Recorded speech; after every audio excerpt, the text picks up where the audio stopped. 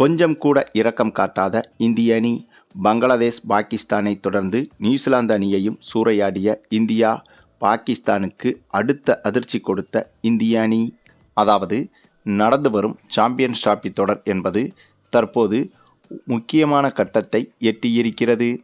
ஏனென்றால் முதலில் லீக் சுற்றுகள் நடைபெற்று இப்போது செமிஃபைனல் சுற்றுகள் நடைபெற இருக்கிறது. அதிலும் லீக் சுற்றிலேயே இந்த தொடரை நடத்தி வரும் பாகிஸ்தான் அணி வெளியேறியிருக்கிறது. இதுதான் இப்போது கிரிக்கெட் உலகில் பேசுபொருளாகவும் மாறியிருக்கிறது. கடந்த 29 ஆண்டுகளுக்கு பிறகு மீண்டும் இப்போதுதான் பாகிஸ்தானில் வைத்து இப்படிப்பட்ட முக்கியமான ஐசிசி தொடர் நடைபெறுகிறது. அப்படிப்பட்ட இந்த தொடரில் சொந்த நாட்டில் நடைபெறுவதால் இந்த தொடரை எளிதாக பாகிஸ்தான் அணி வென்றுவிடும் என்றுதான் பலரும் நினைத்திருந்தனர்.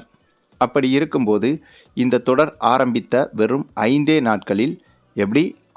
நாட்களில் பாகிஸ்தான் அணி இந்த தொடரை விட்டே வெளியேறியிருக்கிறது. அந்தளவுக்கு இந்த மினி உலகக்கோப்பை என சொல்லப்படும் சாம்பியன்ஸ் டிராபி தொடரில் பாகிஸ்தான் அணி மொத்தமாக சொதப்பியிருக்கிறது. அதிலும் இந்த தொடர் தொடங்குவதற்கு முன்பு பாகிஸ்தான் நாட்டு பிரதமரே இந்த தொடரை வெல்வதை காட்டிலும் இந்திய அணியை வெல்வதுதான் முக்கியம் என்று பாகிஸ்தானுக்கு அறிவுரை கூறியிருந்தார். அப்படி இருக்கும்போது இந்த தொடரை விட்டு வெளியேறியதோடு மட்டுமில்லாமல் இந்த தொடரை விட்டு பாகிஸ்தான் அணியை வெளியேற்றியதே நம்முடைய இந்திய அணிதாங்க. ஏனென்றால் இந்திய அணியிடம் பட்ட தோல்விதான் பாகிஸ்தான் அணியை இந்த தொடரிலிருந்து வெளியேற்றுவதற்கு முக்கிய அங்கமாக மாறியது. ஆகவே இது ஒரு சாதாரண கிரிக்கெட் போட்டி என்பதை தாண்டி நாட்டுடைய மானப்பிரச்சனையாகவே எடுத்து பேசி வந்த பாகிஸ்தான் பிரதமருக்கும் ஒட்டுமொத்த பாகிஸ்தான் நாட்டுக்குமே இது மிகப்பெரிய அவமானத்தை ஏற்படுத்தியிருக்கிறது.